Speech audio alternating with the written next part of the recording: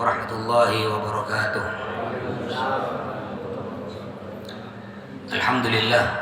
Alhamdulillahilladzi a'tana al-'ata'a al-munfarid bi rida'il kibriya al-mutawahhid bi sifatil majdi wal 'ala al-amir tarbiyatil abna' wan nahi 'anil fahsya.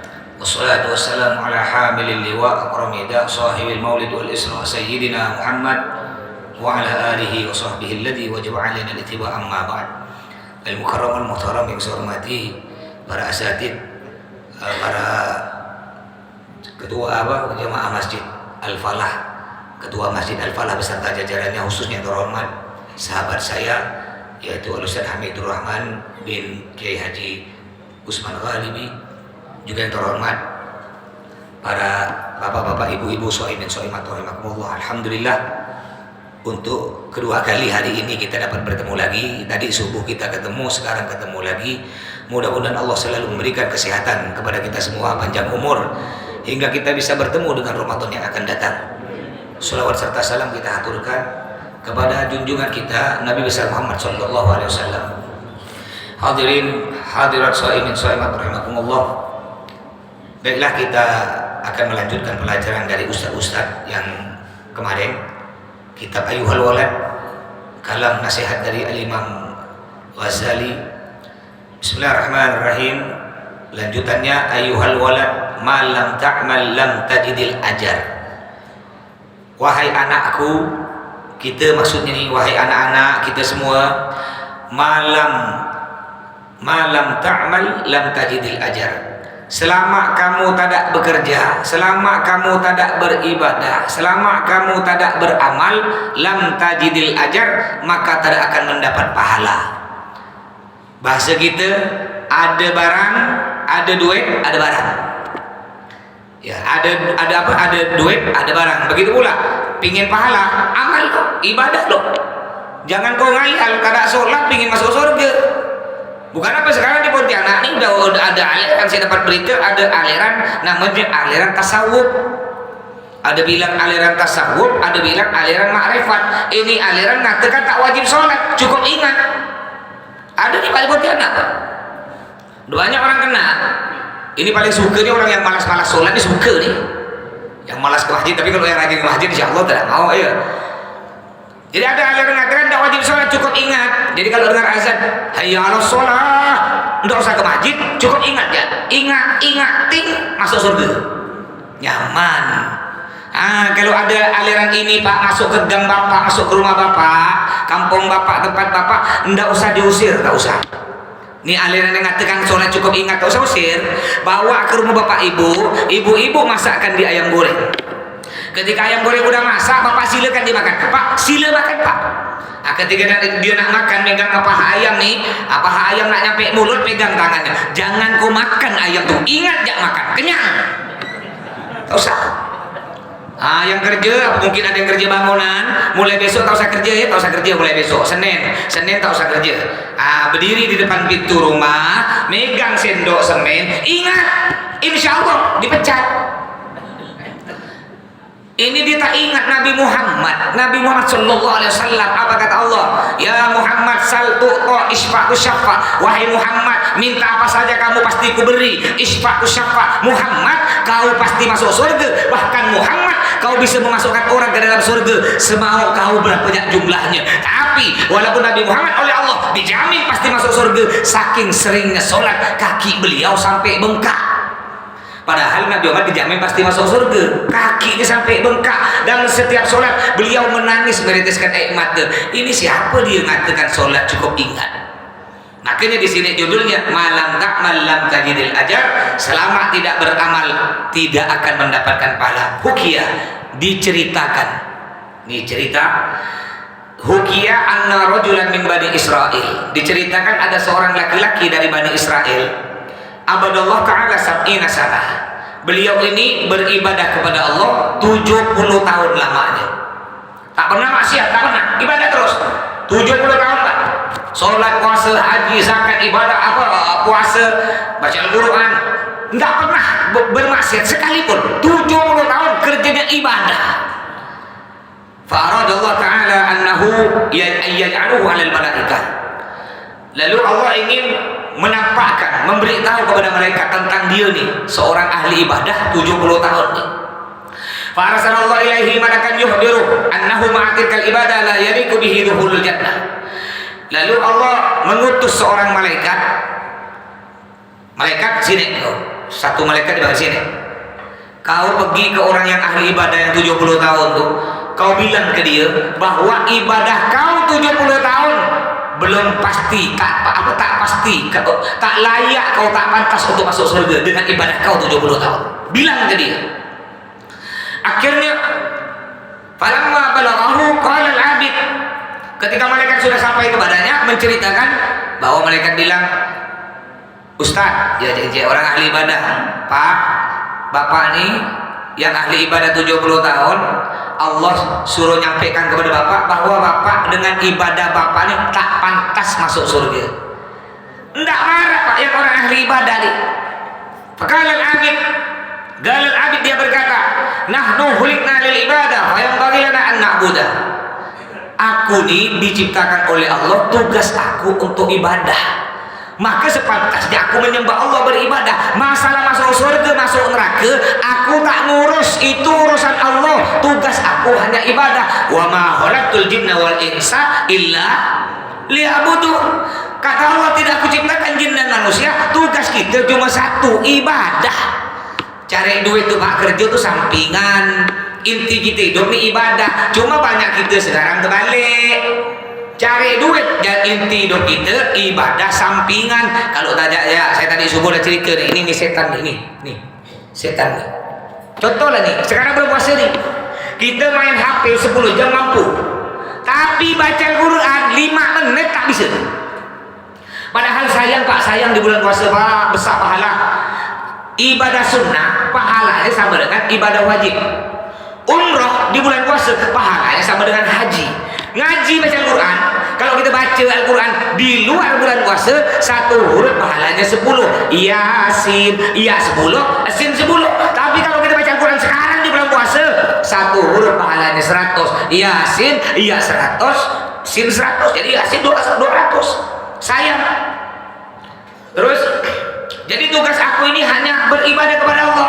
Masalah Allah nak masukkan aku ke surga, neraka, aku tak peduli. Yang penting aku ibadah aja lah. Ini ulama-ulama Pak, ya ulama yang betul ulama. Kalau saya bukan ulama, saya keramat. Beda. Ulama kayak guru kita Ustaz Wan Walibi, guru kita Kiai Hadi Jalaluddin, itu ulama beliau. Beliau mereka para ulama ibadah tidak ngarep masuk surga Pak, ada. Ibadah ingin apa? Ingin dapat ridho Allah. Kalau Allah udah ridho, nak masukkan neraka pun tak apa, nggak akan panas. Allah ridho, apa gunanya masuk surga tapi Allah tak ridho? Kayak begini Pak, ini ada rumah Pak Haji, orang kaya terkaya se-Indonesia. Kena dia, Bapak silakan Bapak masuk rumahku, makan minum tidur siap ya bos. Cuma ketika dia masuk rumah ketemu Bapak tak nolih, tak ada nyapu, tak ada senyum, tak ada nolih. Kira-kira enak tak tinggal rumah dia Pak? Makan lu ayam tiap hari enak, tapi yang punya tuan rumahnya tak pernah nyapa gitu. Apa nikmat? Apa gitu pula kalau Allah tak ridho, walaupun masuk surga, tidak nikmat, tidak disapa oleh Allah, tidak dilihat. Tapi kalau Allah ridho, walaupun masuk neraka, tidak akan panas. Contohnya terjadi kepada Nabi Ibrahim, Raja Namrud. Ya, ketika Raja Namrud berburu kena Nabi Ibrahim, patung-patungnya dihancurkan, hancur. Sisa patung paling besar tak ada dihancurkan pakai kapak. Lalu kapaknya dikalungkan ke patung tersebut, dikalungkan sengaja. Ketika Namrud datang, mana nyembah Tuhan, dia melihat Tuhan hancur lebur dah semua. Sak sebuti yang paling besar yang tak ada hancur. Kurang ajar, siapa yang hancurkan Tuhan aku nih? Akhirnya nanya warga-warga, rupanya ada mata, ada orang lihat. Oh tadi aku lihat Ibrahim masuk situ tuh. Dipanggil Nabi Ibrahim, kau yang hancurkan Tuhan aku. Hebat Nabi Ibrahim jawab, bukan aku, bal fa'alahu kabiruhum hada. Bukan aku yang hancurkan, tapi yang besar ini. Jadi bahasanya keren Pak. Jadi bukan aku yang hancurkan, yang besar ini. Paham tak? Maksud patung yang besar ini. Akhirnya Namrud tak bisa, pokoknya kau ditangkap tuh Nabi Ibrahim, dikumpulkan kayu tinggi-tinggi disusun kayak gunung, lalu dimasukkan Nabi Ibrahim di tengah-tengah, dibakar. Tapi karena Allah ridho, ya atas kuasa Allah, kulna ya narukuni bardan wa salaman ala Ibrahim, api jadilah kau dingin, selamatkan Nabi Ibrahim. Setelah terbakar hangus sisa puing-puing Pak, si Namrud dengan rakyatnya bangga tepuk tangan, Ibrahim mati. Tapi apa yang terjadi setelah sisa bara tiba-tiba bergerak-gerak, rupanya Nabi Ibrahim bangun kesejukan, sejuk. Rut kata Namrud kan, Rut mana selimut Rut, kata dia, sejuk aku, kata dia. Apa tak sakit hati Pak? Begitu pula ini para ulama, orang ahli ibadah, mereka tidak mengharap surga dengan ibadahnya, mereka hanya mengharap satu, ridho Allah, walaupun dilempar ke dalam api neraka, kalau Allah ridho tidak akan terasa panas. Akhirnya falamma raja'al malak, ketika malaikat kembali lagi kepada Allah, Allah berfirman falamma raja'al malak, ketika malaikat kembali, Allah berfirman, ini putus. Kalau yang antum kirim ada pertanyaan, Allah nanya, "Madza qala 'abdi?" Lalu Allah bertanya, "Madza qala 'abdi?"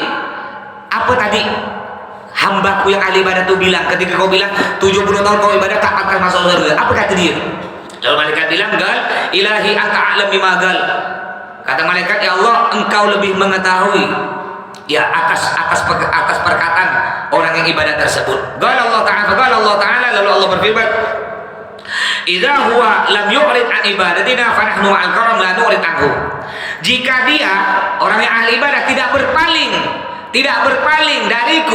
dari ibadahnya terhadapku, tidak berpaling, maksudnya lanjut terus ibadah, fa nahnu ma'al karam la nu'rid anhu, maka aku, kata Allah, beserta kemurahanku aku akan membalas pahalanya. Ishhadu ya malaikati anni qad ghafartu lahu. Saksikan wahai malaikat bahwa aku telah mengampuni dosanya. Jadi kata Allah, andaikan tadi, kalau kita kira-kira gimana Pak? Umpama tiba-tiba ada berita, Bapak semua yang ahli rajin 5 waktu rajin enggak masuk surga, masuk neraka. Kira-kira lanjut ibadah? Jawab. Ayo, kira-kira nih. Tiba-tiba ada berita, semuanya jamaah al-falah yang rajin sholat tiap waktu masuk neraka. Lanjut enggak ibadah? Tak ada melengkung di rumah kita tidur. Apa guna aku nak solat? Aku masuk neraka. Makanya kata Allah apa? Fa'a'udzu billahi minasyaitonir rajim. Fawailul lil musallin alladzina hum an salatihim sahun. Kata Allah, fawailul lil musallin, celaka orang yang solat. Bayangkan kata Allah, orang yang solat celaka masuk neraka. Apa lagi yang tak solat? Loh Pak Ustaz, kenapa pula aku solat masuk neraka? Iya kata Allah, alladzina hum an salatihim sahun, mereka orang yang lalai dalam solatnya. Maksudnya lalai bagaimana? Ini banyak kita nih. Contoh, mama azan zuhur jam 12. Solat nanti jalan jam 1. Udah nyampe jam 1, masih di warung kopi nih. Nanti jalan jam 2, nanggung rokok 3 batang. Dan nyampe jam 2, nanti jam 2:30. Ujung-ujung sholat duhur, waktu duhur hampir habis, sisa semenit baru dia sholat. Ini walaupun dia sholat tetap akan dilemparkan ke dalam api neraka. Kenapa? Karena mengundur-mundur waktu. Yang kedua, walaupun sholat tapi tetap masuk neraka siapa? Sholat tidak ikhlas. Sholat bukan ingin mendapat pahala dari Allah, tapi sholat ingin dipuji oleh manusia. Semakin banyak orang muji-muji dia, semakin rajin ke masjid. Kalau sholat ke masjid, sholat di masjid Pak, depan orang lama, Allah sampai lengkung depan orang. Tapi kalau sholat di kamar seorang, lebih laju dari kodok, loncat-loncat. Yuk, assalamualaikum, kayak musim terawih itu. Terawih itu kan paling laju sekarang, lagi viral. Terawih bismillahirrahmanirrahim, dolim, amin, gitu. Ini kasihan, makanya kalau jadi imam, kalau di Al-Falah sih saya tahu, Masya Allah ini termasuk mungkin sesungai Jawi terawih paling lama sih ini. Tapi tambah lama besar pahala Pak. Apa kata Nabi? Ajruki ala qadri ta'abik. Pahala tergantung kadar kepayahan, keletihan, kesusahan kita. Tambah lama kita ibadahnya, tambah banyak, tambah besar pahala. Tambah jauh kita sholat umpamanya, masjidnya tambah jauh, tambah besar pahala. Tapi jangan dulu nanti pindah di masjid lain, sepi Al-Falah. Ini kadang-kadang yang paling laku nih imam tarawih yang ngebut-ngebut, yang laju-laju. Kasihan Pak, kasihan yang tua-tua itu Pak, tidak semua muda. Gara-gara imamnya ngebut, akhirnya nenek-nenek salah baca. Apa nenek baca? Inna sholati wa suzuki wa yamaha, kata dia. Gara-gara imamnya ngebut. Maka tak usah ngebut-ngebut Pak. Terus lanjutannya, jadi malam tak melang tagidil ajar. Kalau kita tidak beramal tidak akan mendapatkan pahala. Jadi ada sebuah cerita, Pak, ada seorang ahli ibadah lebih lama, bukan 70 tahun, 500 tahun dia ibadah pada Allah. Sekalipun tak pernah maksiat. Bayangkan Pak, 500 tahun. Suatu hari ketika dia oleh Allah nak dimasukkan surga nih Pak, Allah nanya ke dia, aku nak nanya kau pingin masuk surga dengan amal ibadah kau 500 tahun, apa dengan nikmat aku, apa dengan rahmat aku? Kata dia, ya Allah, ya aku pingin masuk ibadah dengan ibadah, masuk surga dengan ibadah aku udah 500 tahun ibadah. Oh, jadi kau pingin masuk surga dengan ibadah kau, bukan karena rahmat aku? Iya ya Allah. Oke, kalau gitu sini timbang. Dia oleh Allah diambil matanya sebuti. Mata sebuti kan punya Allah, Allah yang nyiptakan. Mata sebuti diambil. Ini timbangan aku ibadah 500 tahun disimpan di timbangan, mata sebuti disimpan di timbangan, ditimbang. Rupanya masih lebih berat mata sebuti. Akhirnya Allah bilang, ayo gimana? Kau masih ingin masuk surga dengan amal kau, apa dengan nikmat aku? Apa dengan rahmat aku? Akhirnya dimohon ampun kepada Allah. Ya Allah, kalau gitu aku ingin masuk surga karena rahmat. Jadi artinya bagaimana? Kita jangan menilai seseorang, jangan menilai seorang ketika dia hidup. Belum tentu dia hidup ahli ibadah, matinya juga seperti ahli ibadah, belum tentu. Makanya Pak, selalu kita banyak baca doa apa? Ya muqallibal qulub, tsabbit qalbi ala dinika wa ala taatik, yang artinya wahai Allah yang membolak-balik hati, tetapkan hatiku atas agama dan selalu iman kepadamu. Bisa jadi oleh Allah si ustaz dibalik hatinya hingga jadi penjahat, si penjahat oleh Allah dibalik hatinya hingga jadi ustaz. Allah Maha Kuasa. Hanya saja Nabi bersabda begini, matal mar'u ala ma'asyalih, yang artinya seseorang mati menurut hobinya, seseorang mati menurut kesenangannya. Jadi kita mati Pak tergantung hobi kita Pak. Kalau Bapak hobinya 5 waktu ke masjid, hobinya bersedekah, hobinya jalan-jalan pergi haji umroh ke Makkah, hobinya beribadah, insya Allah meninggal dalam keadaan husnul khatimah, masuk surga. Mudah-mudahan kita semua meninggal dalam keadaan husnul khatimah. Tetapi sebaliknya, kalau hobinya bukan ke masjid malah ke diskotik, hobinya bukan nyumbang panti asuhan tapi nyumbang panti pijat, hobinya bongkar aib orang, gosip, memprovokasi, mengadu domba sama muslim, hobinya bermaksiat, naudzubillah, dia meninggal dalam keadaan su'ul khatimah, akan dilemparkan dalam api neraka. Jangan kita berurusan jangan Bapak mengatakan, oh ini Ustadz Sahrukan nih, dia pasti masuk surga. Ngapa pula? Karena tiap hari dia ceramah pasti masuk surga. Belum tentu. Jangan pula kita berburu sangka, kita bilang ada betato, betinde, narkoba, mabuk-mabuk, lalu kita bilang kau yang mati pasti masuk neraka. Belum tentu. Makanya banyak baca doa tadi, ya muqallibal qulub tsabbit qalbi ala dinik wa ala taatik. Disebutkan dalam kitab ada sebuah cerita namanya Kiai Barsis. Kiai Barsis atau Barsis. Ini Pak ahli ibadah Pak. Bukan cuma ratusan lagi ya. Ini umat Nabi. Ini kejadiannya zaman Nabi Musa. Umat Nabi zaman dulu, Nabi zaman dulu Pak, umurnya ribuan tahun. Umurnya Nabi zaman dulu, umatnya pun begitu ribuan tahun. Cuma umurnya Nabi Muhammad ya kita kayak sekarang dia. Kita balik kata Nabi Muhammad apa? Amaru ummati baina sittin wa sab'in wa ma zada 'ala dzalika fadlil. Yang artinya umur umatku, umur kita nih antara 60 70. Wa ma zada 'ala dzalika fadlil, yang di atas 70 ada tapi sedikit. Nah, kalau udah jadi boleh jamaah kita yang di atas 70. Baru tak sampai 10. Yang lain rata-rata di bawah 70 dah meninggal dunia. Mudah-mudahan yang di atas 70 oleh Allah diberikan kesehatan, panjang umur hingga bisa lancar terus sehat untuk beribadah. Ini namanya Kiai Barsis. Jadi Pak beribadah, Masya Allah. Bahkan dia nih Pak, saking hebatnya punya santri 60.000. Santrinya bukan cuma ahli ibadah, semua santrinya pandai terbang. Apalagi kiainya, santrinya pandai terbang. Akhirnya, dan dia punya kelebihan Pak, bisa menyembuhkan orang gila. Orang gila, sekali pandang ya, pandang sembuh, sebentar langsung dipegang sembuh. Suatu hari ada seorang anak raja, putri raja, gila. Lalu raja bilang, kau pergi ke kiai itu, Kiai Barsis itu, ulama. Kau antar anakku ke sana, biarkan berapa hari, biar berobat dengan dia, biar sembuh. Baik, dibawa oleh pasukan prajurit. Nyampe di sana, prajurit balik, ditinggalkan tuh. Putri raja tuh tinggal, yang gila tuh. Berdua ya, si Kiai Barsis nih, berdua di rumah, di kamar. Datang iblis, yang bahaya nih Pak. Makanya kalau kita berdua dengan perempuan yang bukan mahram kita, pasti yang ketiga iblis. Kata Bang Nafi, kejahatan bukan karena niat, tapi karena kesempatan. Waspadalah, waspadalah. Kata Bang Nafi itu, tak ada niat. Kayak bapak bat, tiba-tiba di jalan balik dari masjid nih, bapak tak ada niat nak nyampe duit orang, tapi tiba-tiba tengah jalan, ya, ada duit pula. Merah Pak, segini apa? 10 juta. Yo, asal niat tak ngambil duit orang, kira-kira di rezeki kan? Rezeki kita hidung kau, rezeki duit orang haram tuh ya. Akhirnya disebisikkan kena iblis, Kiai Barsis, bila dia rezeki depan mata nih, ibadah kau udah ribuan tahun dah, ibadah kau udah ratusan tahun, tabungan pahala kau banyak, kau tak pernah maksiat. Ini perempuan depan mata tak ada orang tahu, apalagi dia orang gila Pak. Udahlah, beri dah, beri.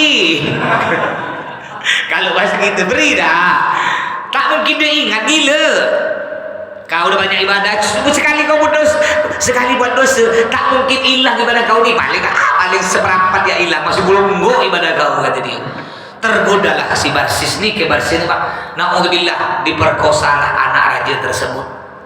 Setelah diperkosa, ya, datang lagi iblis. Barsis, Kiai Barsis, hati-hati. Memang dia gila, cuma takut-takut nanti ketika dibalik ke rumah, dia sadar, dia ingat, diceritakan kau pernah kerjakan dia, sakit kau ulama. Akhirnya jadi gimana nih iblis? Jadi iblis nih, bukan Pak Polisi, bukan iblis ya. Gimana iblis? Ya udah, caranya bunuh dia. Bunuh, nanti kau kubur depan rumah kau, ya, atau di tengah hutan kau kubur, tutup pakai daun-daun, biar tak ada orang tahu. Oh iyalah kalau gitu, dibunuh, mati, dikubur. Akhirnya singkat cerita, selesai raja itu, iblis Pak, ini iblis nih Pak, bisa nyerupai orang. Makanya zaman-zaman dulu para wali-wali Allah, jadi yang goda kita nih Pak, ada pangkatnya Pak. Kalau kayak saya dengan Bapak paling dikirim oleh Allah setan kelasnya kopral, cukup dah tuh yang untuk kalahkan kita kopral. Kalau sekelas guru kita Ustaz Marwalidi, Ustaz beliau Ustaz Kiai Haji Jalaluddin, itu agak tinggi pangkatnya, kapten. Setan di kapten Pak. Kalau udah kelas Habib Umar, wali-wali Allah, tinggi lagi itu kelasnya jenderal tuh Pak, setan nih. Ya, jenderal tinggi dah. Kalau kita dah kopral cukup dah, kita jatuh dah kita ya. Jadi iblis itu bisa nyerupai. Akhirnya iblis menyamar pakai pakaian ulama, pergi ke raja, bilang ya raja cerita, raja anakku udah diperkosa, dibunuh kena Kiai Barsis. Tak percaya kau lihat depan rumah dia, bongkar di situ ada anak kau. Akhirnya raja pergi dengan pasukannya, dilihat betul. Ditangkaplah Kiai Barsis, ditangkap, disalib Pak. Disalib, disiksa, udah hampir mati, tak ada orang yang nolong. Iblis datang lagi. Ya, Kiai Barsis ini Pak aus. Makanya Pak ya, orang ketika sakaratul maut, nyawa dicabut itu merasakan haus yang tidak pernah dirasakan seumur hidup. Tapi kalau orang rajin baca Al-Quran, rajin beribadah, rajin 5 waktu, rajin bersedekah, ini hausnya akan, pertama haus, nanti datang Pak, Quran kita datang Pak, sedekah kita itu jadi air minuman untuk kita, untuk menyegarkan kita. Ini Kiai Barsis ketika haus sekali, iblis datang. Barsis, kau haus kan? Tahu iblis? Iya. Mau aku minum? Mau. Iya mau. Udah lemah dah Pak, aku beri minum, tapi ada syaratnya. Apa syaratnya? Kau nyembah aku. Gimana aku nak nyembah? Aku disalib, tak bisa aku nyembah kau. Kau anggukan ya kepala kau. Ketika ganggukan kepala, na'udzubillah, Allah cabut nyawanya, mati dalam keadaan kafir. Makanya tidak pasti orang bagus matinya bagus. Cuma tergantung tadi kita balik, orang yang insya Allah ahli ibadah akan meninggal dalam keadaan husnul khatimah. Lanjut. Wa qala Rasulullah sallallahu alaihi wasallam, Nabi bersabda, hasibu anfusakum qabla an tuhasabu. nilailah diri kalian sebelum kalian menilai orang lain. Wazinu a'malakum qabla an tuzanu, timbanglah amal kalian sebelum kalian menimbang orang lain. Artinya introspeksi diri. Kadang-kadang nih ada budak-budak muda sekarang nih, banyak budak muda sekarang biasanya bergaya rambutnya gondrong, pirang, merah, banyak kan ikut-ikut Habib Bahar, ikut-ikut Habib Rehan. Tidak apa-apa ikut Habib, ulama boleh, bagus. Cuma kalau nak ngikut tuh ngace loh, ngace. Habib Bahar tuh Pak, orang ya kebetulan beliau kawan saya, satu lettingan saya di dalam Habib Bahar. Kalau Habib Rehan tuh santri saya, mondok di pesantren saya 8 tahun. Habib Bahar tuh Pak, orangnya putih, hidungnya mancung, disemir merah, tambah ganteng. Ini budak Pontianak, udah hidung mancung ke dalam, gigi ronga, hitam legang, disemir merah, ya Allah, kayak bulu jagung. Jadi sebelum kita menilai orang lain, kita nilai loh diri kita sendiri. Wa qala Aliun, Sayyidina Ali berkata radhiyallahu anhu, man dhanna annahu bidunil jahdi yasil fa huwa mutamannin. Yang artinya barang siapa menyangka, mengira tanpa usaha dia pasti masuk surga, tanpa ibadah dia pasti masuk surga, fa huwa mutamannin, itu hanya hayalan saja. Aku tak mau sholat, aku udah yakin pasti aku masuk surga walaupun aku tak sholat. Makanya ada aliran Islam, saya baru tak dapat tamu tadi malam Pak, dari jam 9 sampai jam 1 tamu saya. Dia mantan pengikut ada satu aliran di Pontianak, di Indonesia dia. Ini aliran ini kalau buat dosa cukup bayar duit ke imamnya. Nah, Pak Imam, Pak penerobos, aku udah berzina. Oh kok berzina, dosa besar, tak boleh. Berarti kalau zina tuh bayar maharnya biar diampuni oleh Allah 2 juta. Bayar 2 juta ke imam tuh, selesai. Masuk surga. Kawinkan bini orang boleh. Nah, kalau kita pergi tempat dia Pak, itu di baso tuh, bekas kita tuh, kita sholat di masjid dia disiram. Ini saya kebetulan tadi malam ada tamu, mantan anggota ini 3 tahun ikut itu. Ya, alhamdulillah sekarang udah tobat balik. Makanya dia sering ke rumah minta nasihat. Ya. Jadi tidak mungkin tanpa ibadah, tanpa usaha lalu kita mengatakan pasti masuk surga. Begitu pula sebaliknya, wa man dhanna annahu bidunil jahdi yasil fa huwa mustaghnin. Yang artinya barang siapa menyangka, mengira bahwa hanya dengan usaha, hanya dengan ibadah dia pasti masuk surga, fa huwa mustaghnin, berarti dia terlalu sombong, tidak mengharap rahmat Allah. Salah juga Pak. Lalu Bapak bilang, dengan sholat nih aku pasti masuk surga, dengan ngaji, dengan puasa aku pasti masuk surga. Berarti kita sombong, tidak boleh ngomong gitu. Yang betul gimana? Belum tentu sholat aku menyebabkan aku masuk surga. Yang menyebabkan masuk surga adalah ridho Allah. Itu yang betul Pak. Wa qala Al-Hasan, dan Imam Hasan Al-Basri rahimahullah berkata, thalabul jannah bila amal dzambun minad dzunub. Ingin masuk surga tapi tanpa amal ibadah itu termasuk dosa. Dzambun minad dzunub, dosa. Apa kau tak sholat? Tenang aja, aku pasti masuk surga. Ngomong gitu, dosa, termasuk dosa. Wa qala alamatul haqiqah tarku mulahadatil amal la tarkul amal. Yang artinya tanda-tanda hakikat seseorang yang ilmunya tinggi, ulama, tarku mulahadatil amal, meninggalkan, memperhatikan pahala suatu amal, la tarkul amal, tapi tidak meninggalkan amal. Maksudnya begini, tanda-tanda orang yang kelas tinggi Pak, ilmunya udah nyampe kadar hakikat tinggi, para ulama, mereka tuh Pak beribadah bukan dilihat pahalanya, mereka beribadah bukan ingin masuk surga, mereka ibadah hanya semata-mata karena itu perintah Allah, mengharap ridho dari Allah. Ini yang kelas tinggi. Kalau kita ini iman kelas 3 termasuk saya. Bapak semua kalau saya tanya, Bapak sholat pingin apa? Pingin masuk surga kan? Jawaban kita semua udah sama. Saya pun gitu. Sholat pingin masuk surga. Kenapa kau puasa? Karena pingin masuk surga. Ini jawaban orang imannya kelas 3 termasuk saya. Tapi kalau iman kelas tinggi, para ulama, mereka sholat, puasa, ibadah bukan ingin masuk surga. Jawaban mereka ingin mendapat ridho Allah. Itu jawaban tertinggi. Wa qala Rasulullah sallallahu alaihi wasallam, Nabi bersabda, al-kayyis man dana nafsa li amil wa amila lima ba'dal maut.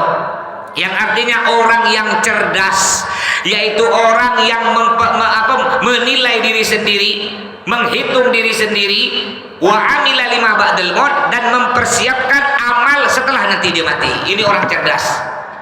Bukan orang cerdas juga banyak kita tersalah. Kita yang dipikir kita masa depan nanti anak kita, masa depan nanti kalau kita tua. Ketika kita masih PNS atau masih sehat-sehat kerja, nabung banyak-banyak. Bukan apa nanti kalau tua aku nak makan apa anakku. Yang kita pikir itu. Berarti ini cerdas, tabungannya miliaran, cerdas. Salah. Itu bukan orang cerdas, orang bodoh. Betul Pak, ini kata Nabi. Yang dinamakan orang cerdas yaitu orang yang menilai diri sendiri, bukan menilai orang lain. Dan tanda yang kedua orang cerdas, orang yang mempersiapkan nanti bekal apa yang akan masuk dalam kubur. Makanya dari subuh saya bilang, wa khairuz zadi taqwa. Sebaik-baik bekal kita nanti kita bertemu dengan Allah dalam kubur adalah ketakwaan kita. Ini termasuk bapak semua jamaah Masjid Al-Falah termasuk orang cerdas. Semua bapak datang ke sini kan untuk ibadah, untuk sholat, mendengarkan pengajian. Berarti bapak ini cerdas. Untuk bekal apa? Bekal nanti ketika masuk dalam kubur. Kenapa? Karena kita Pak, kata Nabi Muhammad, ya, ta'allumu sa'atin khairun min alfi raka'ah. Yang artinya belajar sebentar aja kayak sekarang nih Pak, cuma 10 menit, 15 menit bapak belajar dengan saya, itu khairun min alfi raka'ah. Pahalanya lebih besar daripada sholat sunnah 1000 rakaat. Jadi bapak semua dengan saya sekarang, pahala kita nih Pak lebih besar dari sholat sunnah 1000 rakaat. Pernah tak kita satu hari sholat 1000? Mana ada 1000 sholat sunnah ya, kadang-kadang nyangin ya. Terus wal ahmak, tanda orang bodoh kata Nabi Muhammad, manit taba'a hawahu wa tamanna 'ala Allah ta'ala al-amani. Orang bodoh kata Nabi Muhammad, orang yang mengikuti hawa nafsunya dan menghayal ingin mendapat ridho pahala dari Allah. Ini tanda orang bodoh. Dia tiap hari maksiat, tiap hari dia berzina, tiap hari dia narkoba, mabuk, dan dia ngayal aku pasti masuk surga. Ini orang bodoh. Orang yang rajin sholat yang belum tentu masuk surga. Apa lagi yang tak sholat, apa lagi yang maksiat. Ya udah jelas.